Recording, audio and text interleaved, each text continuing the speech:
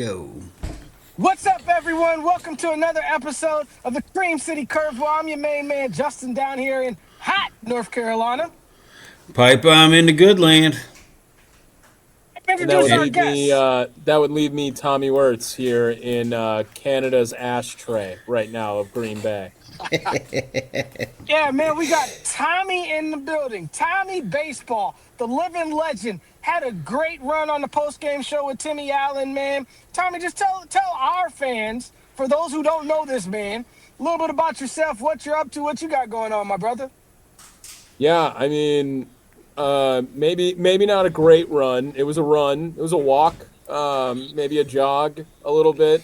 I got about half a year with Tim this past year, covering the Milwaukee Brewers over at WSSP 1250 in Milwaukee, and in the middle of the season, I have since transitioned and got a new full-time gig up here in Green Bay, Wisconsin with WNFL. Pretty sick call letters, to be honest. Up here, um, just started. Like, we're day 3 into this, so I've been doing mornings now here, 6 a.m. to 9 a.m. inside Wisconsin with Trevor Thomas and Andrew Ludwig, and just getting a whole lot of creative freedom here and find work for yourself. And it's a little weird. It's a little weird right now settling into that, but I love it. I'm super excited for it. I was crushed, I guess, to know that I was leaving what was happening over in Milwaukee, because I do believe in those guys and I do think that they're doing a great thing over there. But ultimately, it was a pretty big bump, and the lady was the first one to tell me we got to do it. So I pursued it, and here I am in Green Bay, Wisconsin. Yeah, that's awesome, and congratulations. The thing that I thought was the worst part was that the what was going to be your last day on the post game show got rained out. So go figure. That sucks. It would have been nice for you to be able to say goodbye. To the post gamers and stuff like that. So I thought that was crappy the way that turned out. Yeah, I mean, it was Pittsburgh. We all knew we were flipping a coin, having that be anyone's last day, right? I mean, so yeah, it sucked. That one really stunk for sure. I mean, I had a great time on that post game show. I mean, the listeners and the callers are just some of the best in Milwaukee radio. I mean, there's no doubt about it. And even Justin, right? It's calling from North Carolina. We had Tony in North Carolina. We had people all over that post game show. The callers and the listeners make that entire show. That me and Tim were just there for a little bit of a reset, it felt like, and it was their job to drive that show. And most nights they did show up. Yeah, but we can't. We can't. And I know you're a lot like my buddy on the podcast, the Cream City Curveball, Jeff Orlowski, one of the best radio guys ever. You dudes have the most humility I've ever seen in life. Tommy, bro, and it's not just going back to this post game show, right? It's your preview show. I called you during the Brewers playoff run because you do such a great job. Just like Pipe Bomb. He does, and he's always like, oh, man, How do you do that voice, Pipe? How's it go? Yeah, man, yeah. That when he does that, that means he's about to hold somebody, Tommy. That's a Pipe Bomb, I'm holding you voice. But no, Tommy, you are tremendous, man. I call you tremendous, Tommy. I call you Tommy Baseball. All of those accolades, and you're a young dude. You're doing it. You might be the Giannis of WSSP, though, huh? Ooh. You might be, because you said your woman kind of told you to go up there. I think Mariah. Never mind. We're not gonna talk about Giannis, because Pipe loves 3 things in this world. I don't want to throw her under the bus. I don't need to throw her under the bus. No, No. wasn't that. But we had a great opportunity up here, and I don't regret it, but I do miss it. I do want to. It's weird not working all day. It's weird. It's weird having off to be able to do a podcast at 3:30 in the afternoon. Like, that wasn't really a part of my schedule or my routine. And I still, as much as it was working the whole time, I love the grind. I mean, I came from summer baseball. That was physical labor all day. Like, that was Northwoods League. I'm going out there to broadcast, but before you broadcast, we need 50 picnic tables moved over to the beach area. Like, let's get over there. So I am by no means was anything that happened over there like a reason why I left. It was all because of opportunity somewhere else. I love that. I love that building. And that's why we got to celebrate it, though, right, Pipe? That's why it's a congratulations. The Giannis thing is just a joke. Your better half is just a joke. And tremendous, and you're absolutely right. Tremendous talent over there at WSSP. You got tremendous talent up there in WNFL. There's other stations, and we know that where your affiliation is with WNFL, so we'll just keep it there. But it's great sports talk in this radio in the state of Wisconsin. You know, you mentioned that stuff, and it's kind of going to segue into our baseball stuff. And Tommy's the king of segues. He didn't even know it yet, Pipe. He talked about moving things around and stuff. Reminds me a lot of my season ticket rep for the Wilson Warbirds. Shout out to Noah. We're going to get Noah. We're going to get Dave from the Warbirds on the show eventually. But Tommy, just that is such a great thing. We know you're tuned in to minor league baseball. We had a trade yesterday. We got some guys. I don't know those guys. What's his name? McCullers Jr., some left-hand pitcher dude. That's a project. For my favorite Warbird. Pipe has to talk me down off the ledge. Real quick, and now I feel like I'm elongating this conversation. Yo Ferry Rodriguez. Yeah. We traded that dude. And this is before the podcast, folks. Pipe had to call me. And I didn't have a pink shirt on that day, but I was about to cry. Pipe had to talk me off the ledge. So now we lose Jaden Fielder. He's one of my favorite Warbirds. His dad is one of my favorite Brewers of all time. What do you gentlemen feel about this trade? How are we feeling? Is it good? Is it bad? Where we at? Well, I mean, so I did make a comment of you figure if you have a last name that's already made it to the major leagues, you do have a better chance to make it to the major leagues, right? No matter what. I mean, as hard as it is, it doesn't give you a free ride, right? And it doesn't always mean that you turn out to be Tony Gwynn all over again, Tony Gwynn Jr. But I will say that Jaden Fielder was kind of a ways away from being a ways away still. I mean, he was, you know, he had an 800 OPS with Wilson. He's having a fine year. He gets on base over a 400% clip or a 40% clip. The 237, he was pretty locked in left field, which kind of feels like Jackson Churio is going to be there for the next 8 years already, too, on top of that. And this field feels very similar to, it's like the Walmart version or wherever Justin shops in North Carolina at 3:30 in the afternoon of the Shelby Miller Jordan Montgomery trade last year, where, hey, the project of getting Colton Gordon is kind of like the Shelby Miller contribution, and McCullers is already going to play more than Jordan Montgomery did, but really the Brewers are just doing another team a favor, and they're just going to pay and save money and help you out with a Lance McCullers in order to get a guy I think they kind of want. It's a small move. A lot of the reporting was weird at first. There was no prospects, and then all of a sudden, Jaden Fielder got thrown into it. I like the move just because this team needs depth in that pitching rotation, and they need it in the bullpen too. Gordon, maybe he works out. They have 5 years to figure it out with this guy. He has a ton of team control. The Brewers, I don't know why anyone would trade a pitcher with the Brewers anymore. Any projects, what are you doing? Like that, the Brewers see something in him, and as long as Hook and Henderson are still the guys in charge and the development team all throughout the minors are still there, sure, go ahead, make the trade. McCullers, I think he's going to start in Milwaukee right away. I don't know how effective he's going to be and how many starts he's going to make, but at the end of the day, they're just looking for guys to get outs. You got to get outs throughout the season. 27 outs every day. That's how they got to figure that out. And some of the math includes Lance McCullers Jr., I think. If he can be 2017 Lance McCullers Jr., damn, the Brewers just went out and made a ridiculous trade. If he doesn't, they're still probably coming out ahead in their mind because they're trying to get a little bit closer to that window of contribution from a player than they would with a guy like Jaden Fielder. Although, fat guy legend, Prince, like growing up a fat kid my entire life, yeah, that stings. It does sting a little bit. Amen. I really like this deal. This deal is no risk, potentially high reward. McCullers has won 2 World Series championships.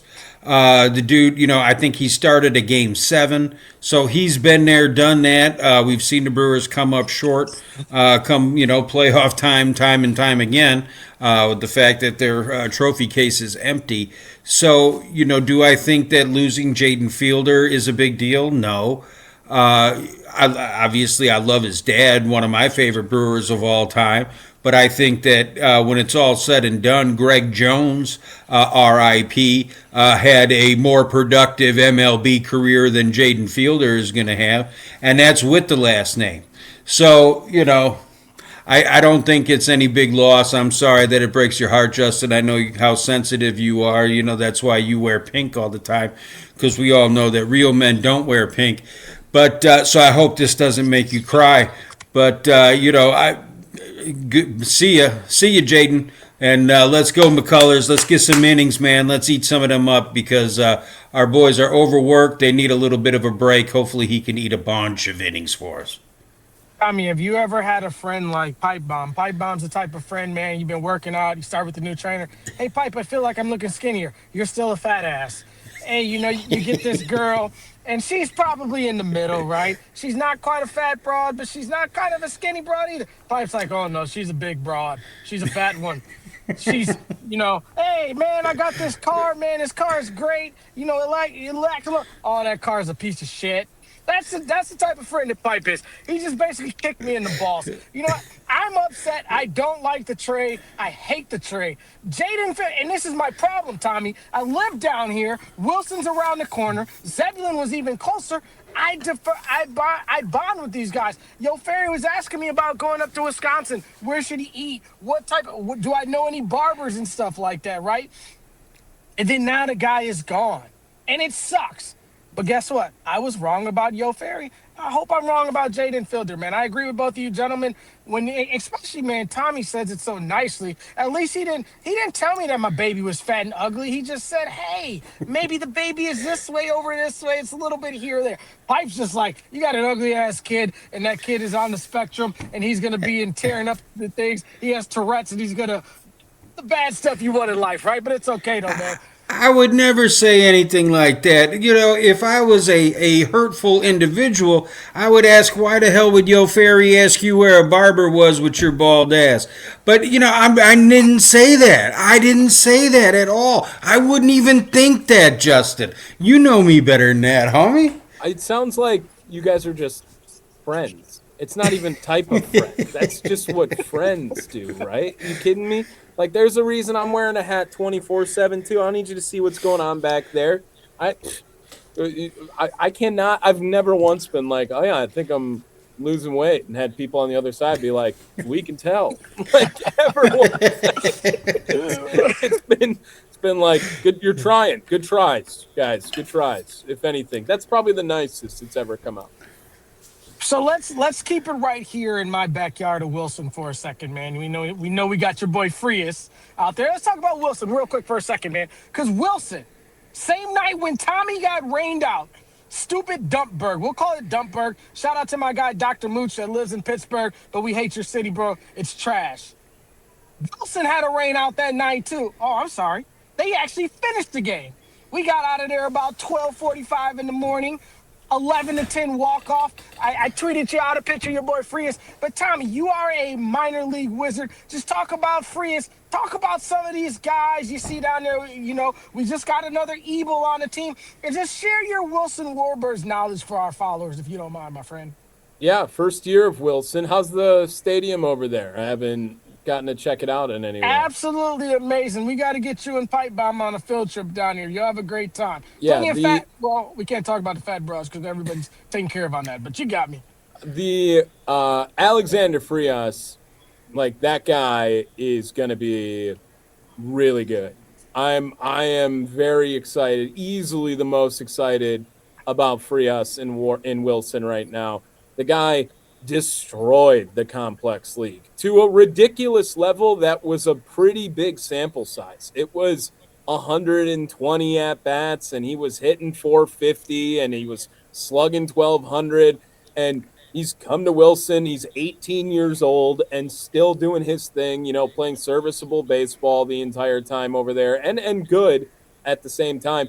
I just see his trajectory as if you can get him to Wisconsin by the end of the year and then track him to get as close to Biloxi by the beginning of next season, like Frias is getting close to a I'm not comparing him exactly to Churio, but he's getting a track that's getting right up next to Made and Churio, what they have done at that level at that age. I could Can I pause? totally see him getting into a top 75 prospect pool by the end of the season and then getting him into top 50 contention by next year's starting point.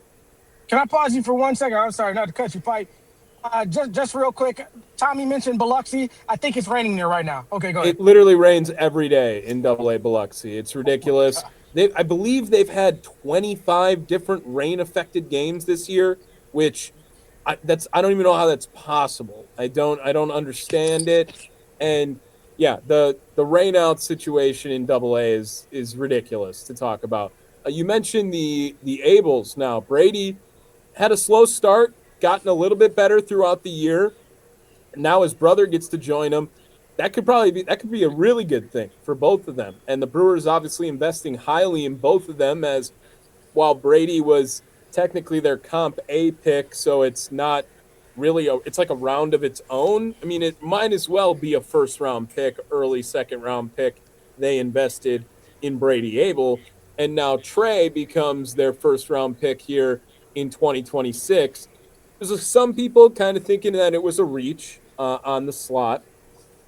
Maybe it could have been. I don't have a whole lot of.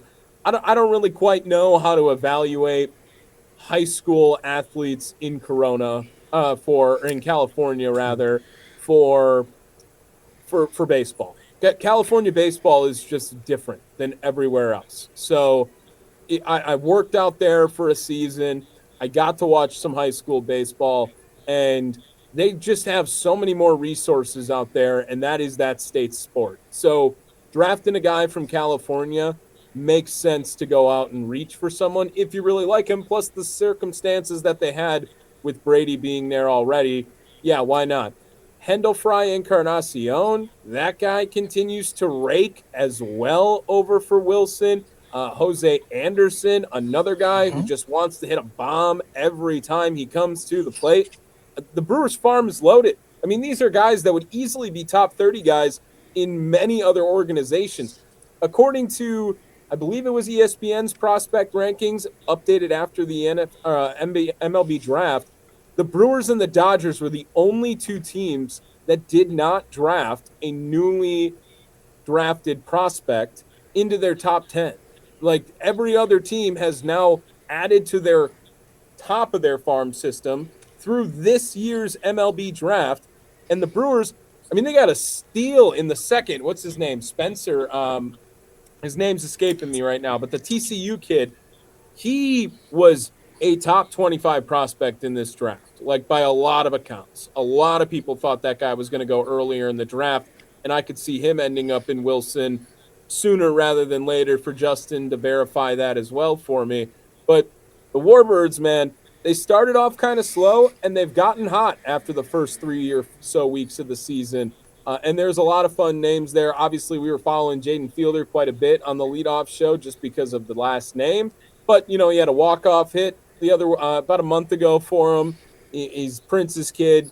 I love watching the minor leagues. I love taking a look at what the future holds, and I think that my summer league background kind of helps out with that. Knowing guys, I just had I think 8 former players in some capacity that I worked for the team and dealt with the player organization just get drafted in this last year. I've got a couple of guys in the big leagues, most notably Mr. Drake Baldwin behind the dish for the Atlanta Braves was with the K-Town Bobbers when I was in Kenosha. So I've gotten a few guys in the bigs. Brett Harris with Oakland, Vegas, Sacramento. I don't know what they're called, whatever it is. Philadelphia. We can go all the way back. He made it. I got a couple guys in AAA sitting around, AA sitting around. I'm all in on just it really stemmed from having guys to root for that I knew on a personal level that now why not just cover the whole thing for this one organization? And it happens to be the most exciting organization probably to cover the minor leagues in. Well, you mentioned a couple dudes out of the Brewers draft class. What are your thoughts overall as far as how they drafted? They did according to the player rankings on ESPN and stuff like that. It was a hell of a reach with Ebel in round one, but like you said, first round talent with the TCU kid in round two. You don't have to get real in depth because, if we're being honest, half these kids have no chance of ever seeing time in at AmFam Field in front of Brewer Nation here. But what were your overall thoughts when it came to the MLB draft for the Crew? Yeah, I mean, I really liked. So it was Sawyer Stroh-Snyder. That was the TCU guy, the outfielder they drafted. They went heavy on outfield again in round three, and Kyle Jones out of Florida, and then they continued to just draft pitcher, pitcher, pitcher, pitcher the entire time. Like this is exactly how the Brewers seem to operate. They have a guy they fall in love with that they want to get early, a la Andrew Fisher the year before, and then they just keep keep trying to develop pitchers. And they're actually not as strong in the pitching farm right now as they have been in the past. Like they have a lot of infielders. Everyone's a shortstop. They're all going to get moved because either it's going to be Cooper Pratt or Jesus Madej for a long time at that position right now. They're just drafting a bunch of projects. That's what the Major League Baseball draft is. They're never going to be in an opportunity to go out and get a guy like Paul Skeens at the top of the draft or the Rock Chowalskis at the top of the draft.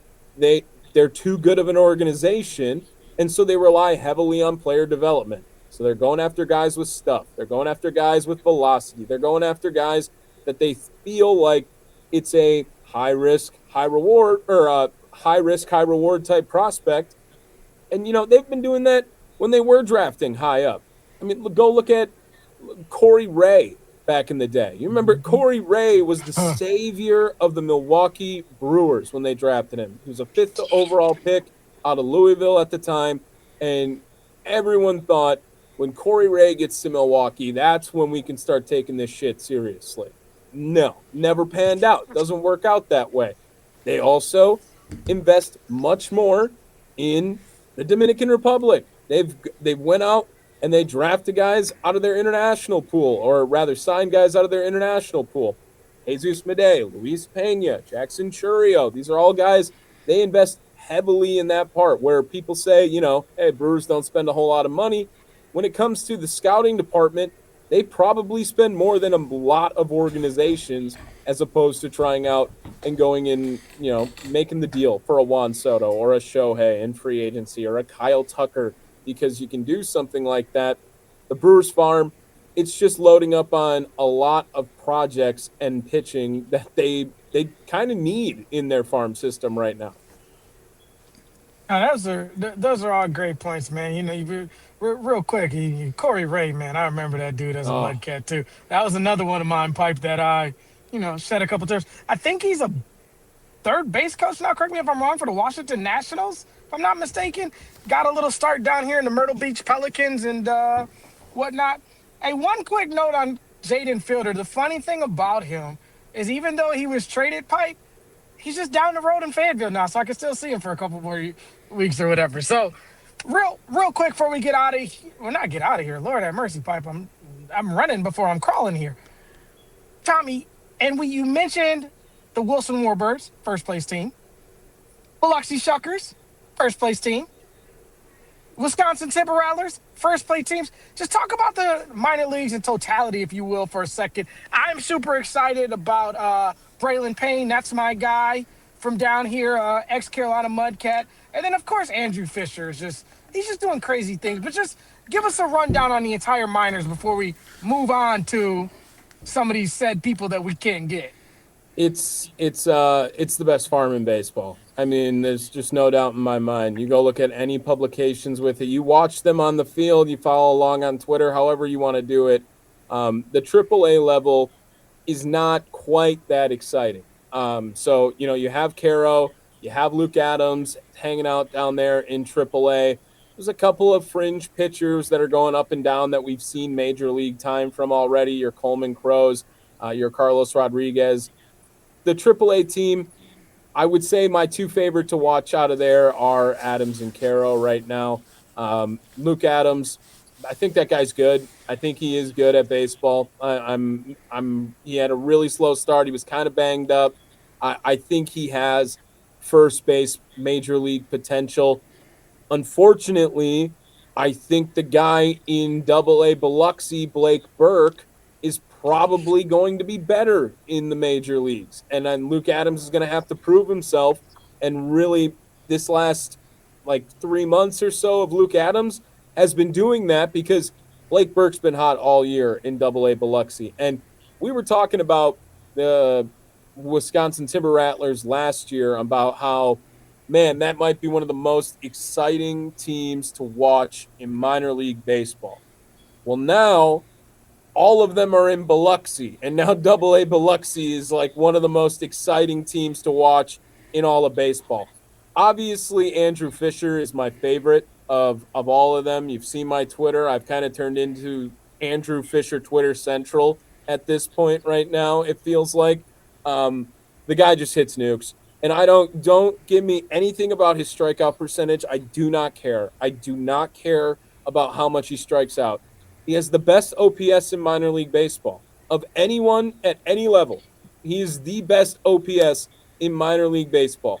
Tell him to stop hitting home runs every day if you want me to not be excited about Andrew Fisher. The guy is flying through the system right now. He's a college guy. He's going to get a shot to go to Nashville if he stays at this pace at some point this year. And why wouldn't we be rooting for the guy to be the third baseman on opening day next year? His bat is unlike anything this major league team has. He has home run potential each and every time he goes to the plate. Schwarber strikes out 34% of the time. Fisher strikes out 31% of the time at Double A right now. Would everyone take Kyle Schwarber on their team? I think so. I think so. Does he play perfect defense? No. He's going to be serviceable at third base, and the Brewers just trotted out Luis Rengifo for $3 million last year. So why not give a guy for, well, maybe this new CBA will make him a millionaire. But regardless, Andrew Fisher, yes, is my favorite prospect outside of Jesus Madej, who what we all know what he is. He's the number one prospect in baseball for a reason. He is insanely talented. He is insanely ahead of the game. He's going to be a superstar. It's not, is he going to be good? Is he going to be great? It's how great is he going to be and how good is he going to be? Because Jesus Madej looks the part. He's way ahead of any sort of age projections on where he's supposed to be.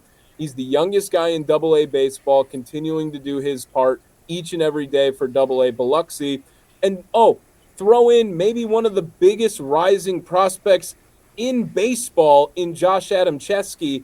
That guy just, again, a true baller. Got drafted a shortstop and has already moved out to the outfield because he knows his path at shortstop is going to be crowded, and they need more outfield depth. Adamczewski, since coming up to Double A, I think it's all but 2 games he's gotten on base the entire time. He's hitting homers still. He has the best batting average in the entire farm right now. Another guy that I think Brewers fans would absolutely fall in love with. And then as for Wisconsin, you mentioned him, Braylon Payne, a very exciting prospect too. Garrett Mitchell-esque type prototype. A lot of raw power, a lot of speed, good defender.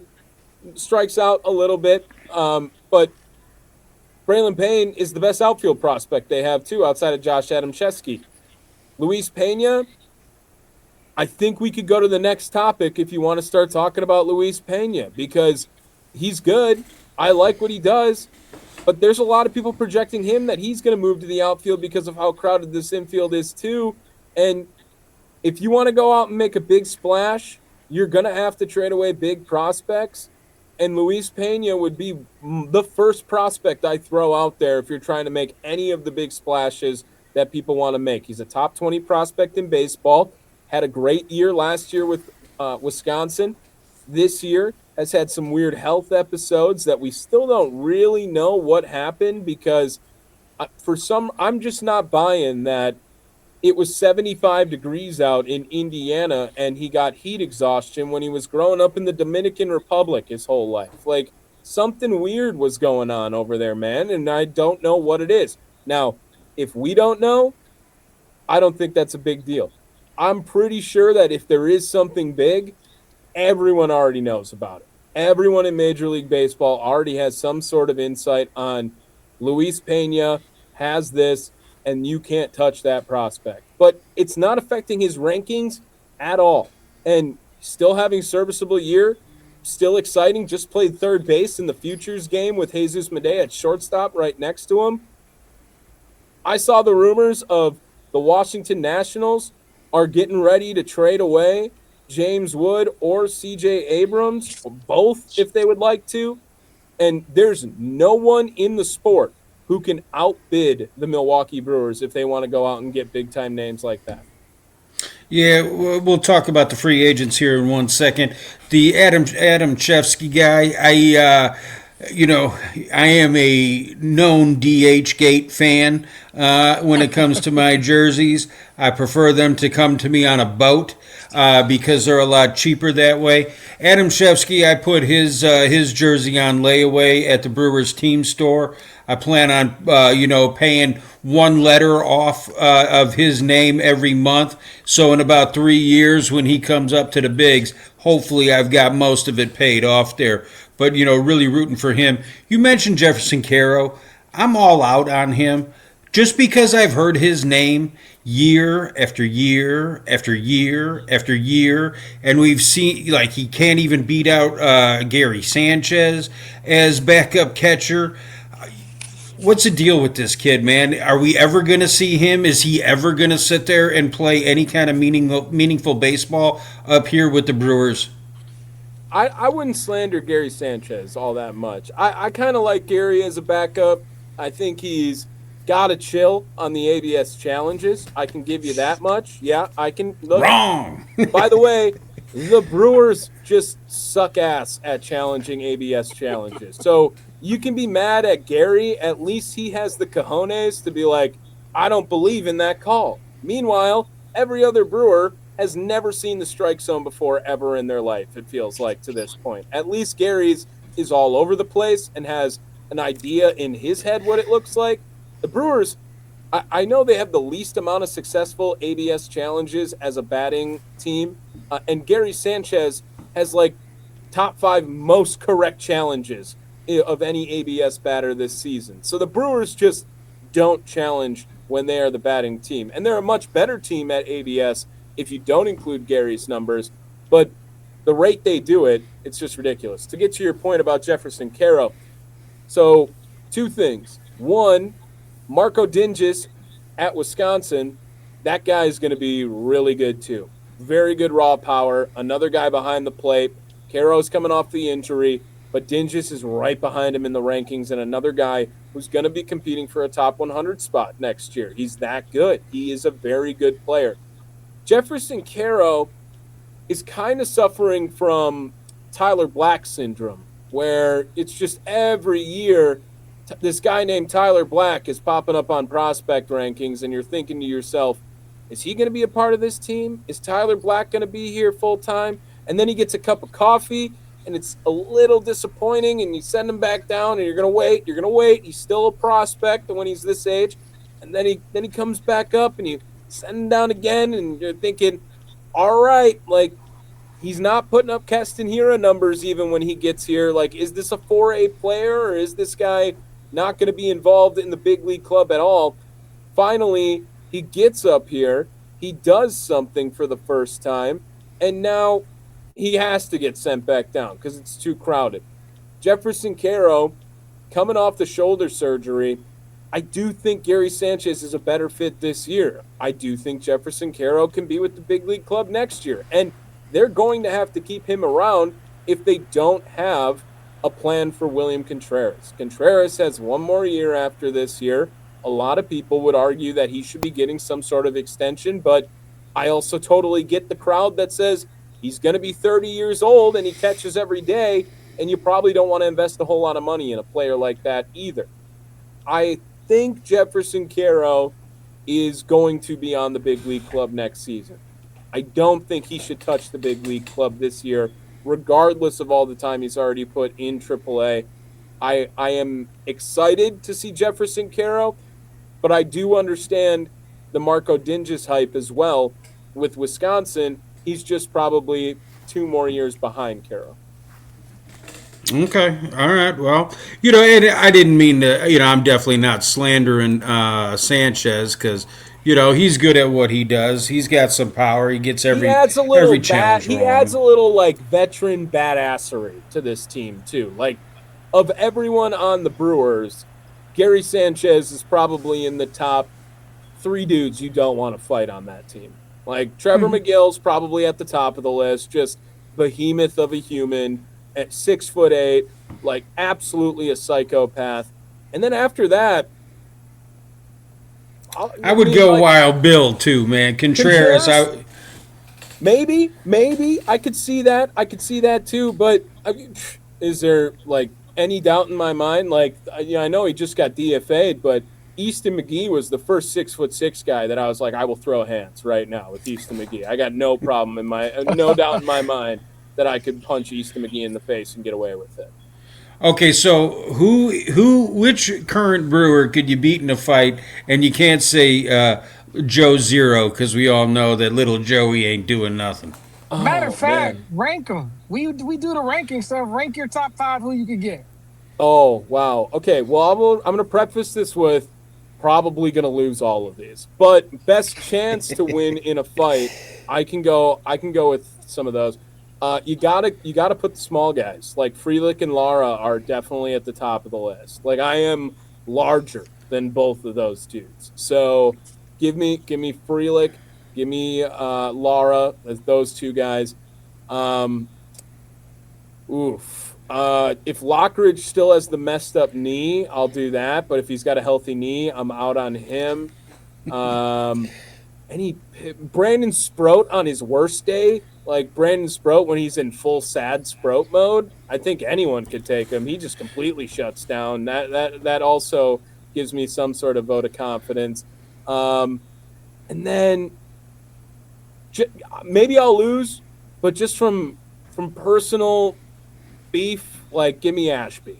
Like, he's gonna be tired. He's been pitching every day, and then he's got to fight me. So I'm gonna take Aaron Ashby, and I've had beef with Ashby since Game 2 last year, and it wasn't even the fact of how he performed. It's not that. It's that he somehow had convinced Murphy in a way to, like, get him that opener, or Murphy wasn't sold on Quinn Priester in a way. I really think it kind of stunted a little bit of Priester and maybe ruined a little bit of confidence for Ashby. But to be fair, I even think Luis Lara's kicking my ass. Sal Frelick might be a little bit tough, though, the ex-hockey guy. Like, you imagine those hockey guys pretty scrappy in the fight. Can we get to the thing that I feel like I've been just dying to talk about, though? Yeah. Pipe, this is my guy. CJ Abrams. I'm cool on James Wood. I don't need him. I think my outfielders right now I have are better than him, and I know that sounds outlandish and crazy. Whatever the asking price is for CJ Abrams, I'm cool giving it. Pena, I'm not giving you Fisher, I'm not giving you Made, but Pena, hey man, like you said. Yeah, we might have lost him. Yeah, what are your thoughts on Abrams?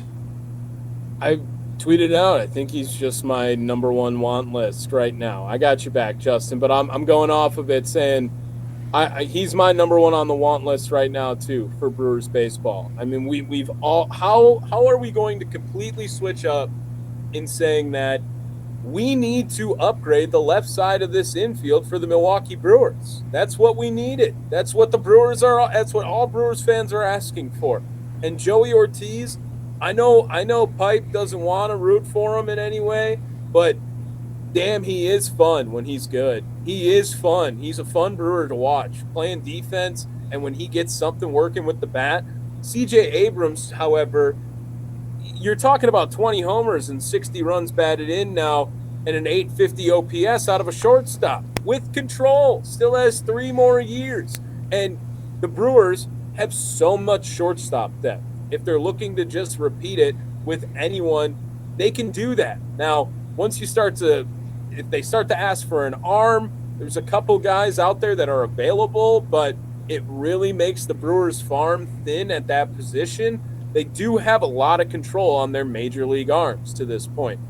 After Brandon Woodruff, you got Miz for 4 or 5 more years. You got Harrison for the same time, Henderson, Sproat, all team control for that. So you do have a chance to replenish your pitching in other ways if that's what Washington's looking for. The negotiation, I think if you wanted to go out and get James Wood, I wouldn't be mad at it. By no means am I going to be upset with a guy like that getting added to this lineup. It's just the outfield, the way it works, and how they're already finagling Jake Bauers into it because of that. And this fan base loves Sal Frelick more than anyone should love Sal Frelick. And I get it. He's a character guy. He's a bulldog. He does all the right things. Manager loves him, and he seems to have figured it out from his early season woes.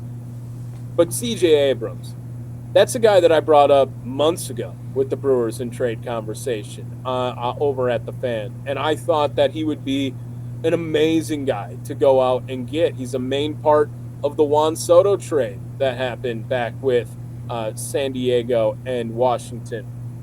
Pena's probably where it starts to get either of those guys. Now, if it's CJ Abrams, hopefully you can give up Pena and a little bit less. If it's James Wood, he has 5 more years of control. I mean, you're selling the farm for that guy. There's going to be a ridiculous asking price for that I don't quite know if the Brewers go out and do. But CJ Abrams, if you're telling me you could work it into Luis Pena's the framework and you don't get to touch Madej, Adam Shesky, Fisher, Harden, or Frias, yeah, I mean, you can go ahead and make a trade for me, and I think I'd be okay with it. Those are the 5 guys I think I don't want the Brewers to touch.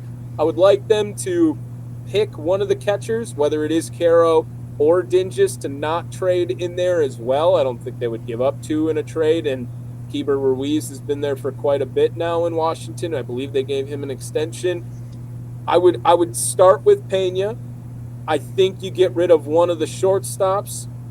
Ideally, that's Jet Williams to this point, and we never even see him make a big league deal with the Milwaukee Brewers.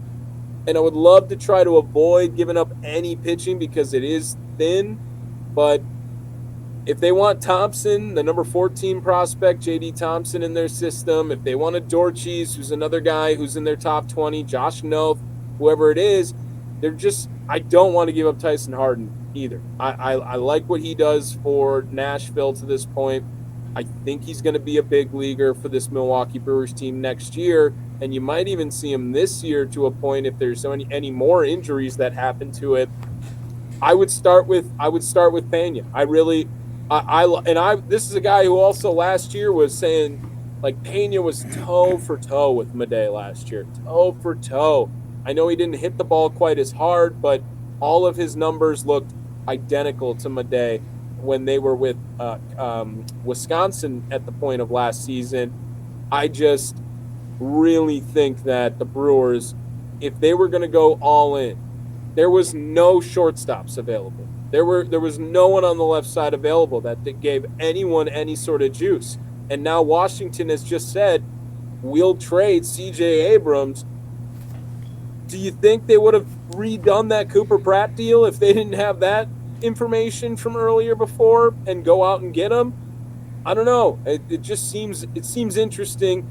And if they wanted to package something for both of them, like, man, if you started with Pena and again you don't touch those 5 guys, they could go out and do a big splash for sure. So Abrams is. Can y'all still hear me? Yeah. So Abrams, we got him until 29. I agree with everything you said. I also throw in Cooper Pratt. unless you're gonna move him to third base. And the reason why I say that, you let Abrams come and kind of hold it over until Made can get here. And Abrams, we've seen this kid. He single-handedly beat the Milwaukee Brewers this year a couple games himself. And he's a phenomenal talent. Now the thing is, once 29 hits, though, he wants everything, and he's probably gonna get it. And yeah, man, I'd be super excited. I'd be ecstatic. I wouldn't, I'm not like my friend. I'm shocked my friend Pipe said that he would go somewhere else other than the DH special. But I should have known that with a fellow ski on his side that he would go there, right? Damn right. Hell yeah, I would. Anybody else that you got your eye on for somebody that they can pick up? Pipe's audio. Real quick, before we get out of here, Tommy, and we're having a bunch of technical difficulties, man. Whatever. Status of the Milwaukee Brewers, where they are right now. What do you want to see from the second half? What are you looking for in this baseball team, and what do you expect? Well, I'll answer Pipes because I heard both of them, but I will say I can't hear Pipe. Sorry. He's asking if there's anyone else on top of this that they would go after in a trade. The team's really freaking good, guys. It really is, and it's tough to think that there would be any way to make this team better, but you do see the flaws, obviously, that pop up from the left side of the infield and the health from the starting pitching. So going out and getting a guy like a Skubal would be awesome. Going out and getting a guy like a Joe Ryan would be awesome. All these big splash moves that we're talking about, it just isn't what the Brewers do, right? They're looking for – I really think another one that would be interesting to me is Mason Miller. If they were going to go out and make a big, big move, if you imagine the back end of the bullpen being Uribe, McGill, and Miller, it sounds terrifying to another team. And these guys have been getting 6 innings out of a lot of them. Now, where do they find the pop? I don't know. But Mason Miller is another guy who, I believe after this year, McGill has another arbitration coming up. Uribe has kind of been getting groomed into that closer role, but has been shaky at times. And you could see a guy like Mason Miller, who's just been stone cold as much as anyone in that position. I would love to flirt with that idea for the Milwaukee Brewers too. And to your point, Justin, where the Brewers are right now, I mean, they have to be ahead of schedule, right? They have to be. This is no longer national media now predicting the Brewers to finish third in the division. Now it's the national media saying, if they don't go in this year, this is malpractice from Milwaukee Brewers baseball. If there is any other year to do it, it's this year. And I tend to agree with them. I at least want the due diligence done of this Brewers team needs to understand the World Series is the goal. The World Series is the expectation, at least getting there, right? And I know you can't have those words come out of your mouth and then with the words that are about to come out of my mouth that make a lot of sense. I am sick and tired of just like only thinking of the Dodgers, though, at that point. I am a little sick of everyone not enjoying the journey of Major League Baseball and a season of Major League Baseball without having to think, well, they got to do something to beat the Dodgers. Like every series on postgame, it was Brewers win 2 out of 3, let's talk about it, and someone calling in saying that they need to do something in order to beat the Dodgers.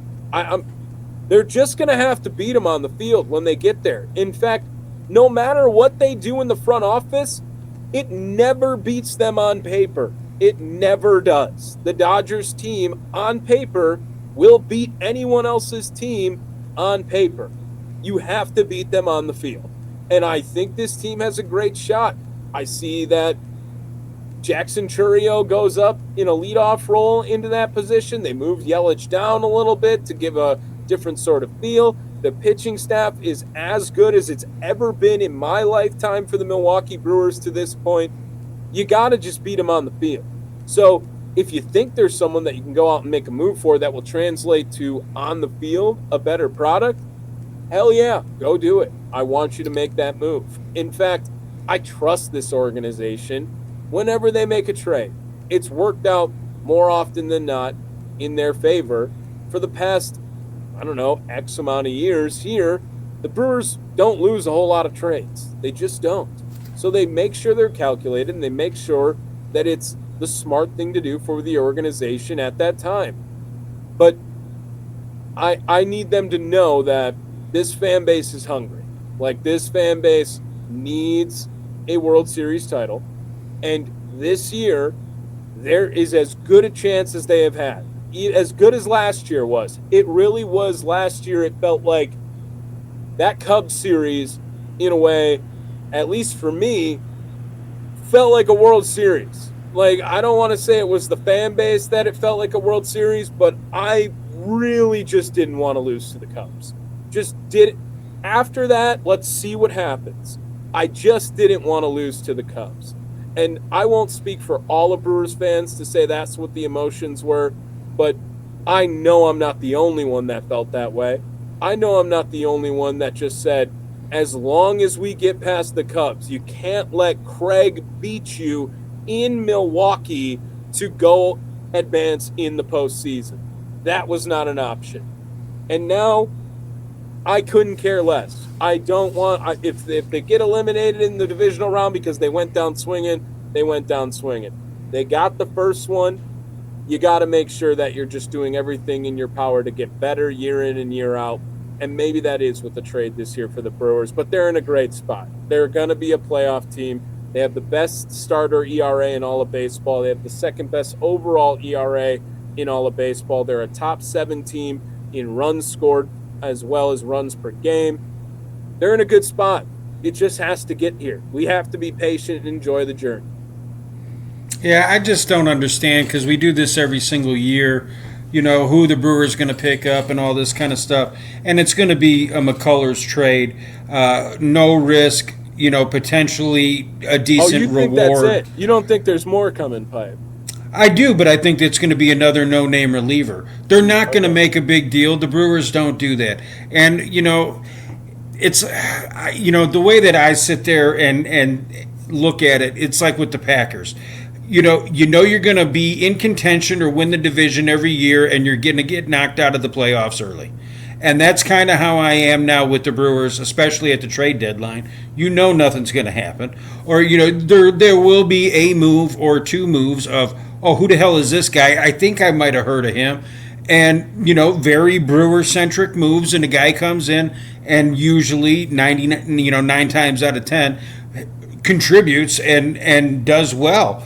And we still come up short every single year, because when you're being outspent 3-1, whether it's the Dodgers, whether it's Atlanta, whether it's San Diego, these teams can afford to swing and miss, and the Brewers can't. The Brewers have to bat 1,000, which is almost impossible. It is impossible. Jonathan Scope and stuff like that, but there's been very few trades, that have not turned out in the Brewers' favor. For me, and it sucks, but for me, I just I have adjusted my expectations on what a successful season is, because we root for a poverty franchise. Do you think so? To your point, it's a great point. The Brewers don't really have a lot of leeway if they are going to swing and miss. I will say that, right? However, for the first time in a while, no one can swing harder than the Milwaukee Brewers. So it doesn't necessarily have to just be all rumors.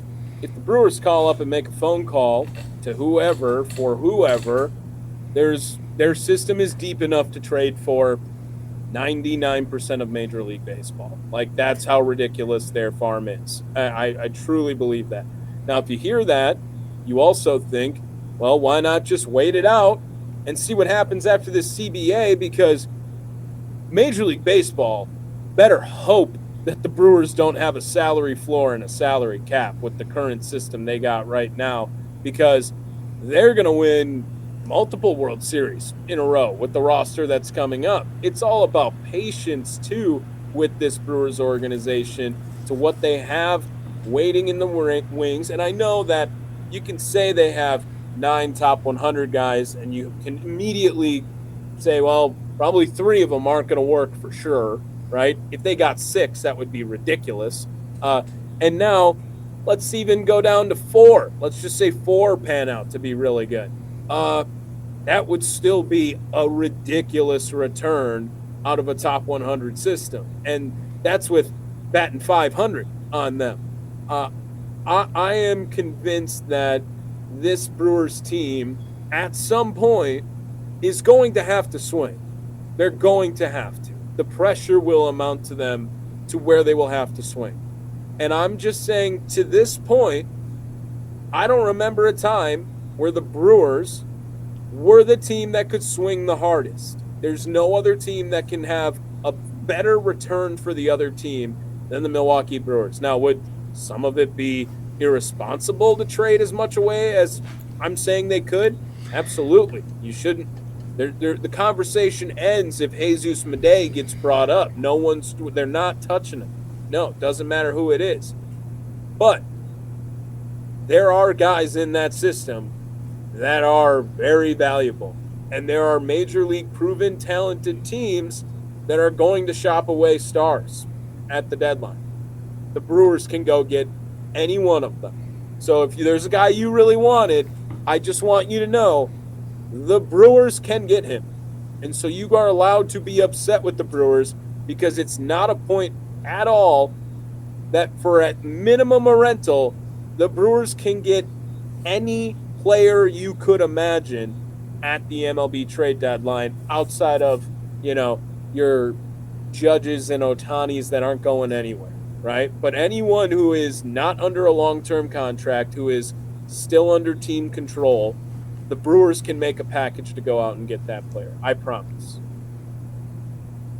Well, let's do it now, man. And I got your audio back, Pipe. My apologies about earlier. Do it now.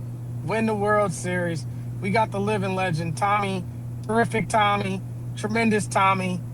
I got any other adjectives that start with a T? He is him, is what we're telling you. From us here at Cream City Curveball, man.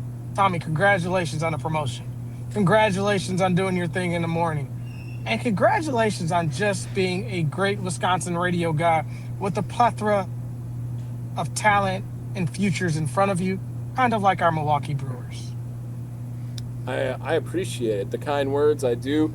And I miss Milwaukee. I do. I haven't even been gone a week, and I'm already I'm heading back on the weekends while I'm up here, because I'm in the process of trying to close out on a place up here. I think as this is going on, the girlfriend's like, you realize I think we're gonna have to be out the 31st and then move in the 1st, and we have nowhere to sleep on the 31st. Like, I gotta probably figure out something to do with that. But Milwaukee is, that's my home forever. And I've already brought it up over here that, I know I'm in Packer country and I'm a diehard Green Bay Packer fan. I would do a lot of things to the Green Bay Packers organization to make sure that the Milwaukee Brewers win a World Series. I am undoubtedly forever in debt to that organization as a fan for what it has done for me in my career and my enjoyment the entire way. I want to see the Milwaukee Brewers do it too. And I would love to see them do it with a core of guys that I'm excited to talk about with you guys in the minor league system. And I would love to see it done with anyone who isn't a part of the organization, to the point of this conversation too, that would be willing to contribute as well. However it gets done, I just want to be the one at the top. And when Green Bay won the Super Bowl, I was 11 years old at the time, and it was awesome, right? It was like, my favorite football team just won the Super Bowl. I'm not a large Milwaukee Bucks fan. Justin in North Carolina, I know how much you love the Milwaukee Bucks, and we actually got to meet doing post-game shows for the Milwaukee Bucks before we were meeting each other doing post-game shows for the Milwaukee Brewers. That title by the Bucks, different, just different than the Green Bay Packers. And the pride of Milwaukee winning that really hit me a lot harder than Green Bay won the Super Bowl. And maybe I didn't quite understand it at 10, but I was 21 when the Bucks won the title, and I'll never forget that moment. I remember walking in Game 6 just knowing they were going to win. Like whatever it was, it did not matter. Like they were going to win. I don't feel necessarily that way about the Brewers right now, but that was also the same day of Game 6. I just knew it was going to happen in Milwaukee on that day. But this city is a baseball town, and when the Bucks are good, they're fun to root for. But now Giannis out here leaving for Miami, I don't know how relevant they're going to be with fans for quite some time. This is the year to have a big swing on Brewers baseball, especially in the city of Milwaukee. Well, no one cares about the Bucks, and so it had to be your excitement over that title had to be age.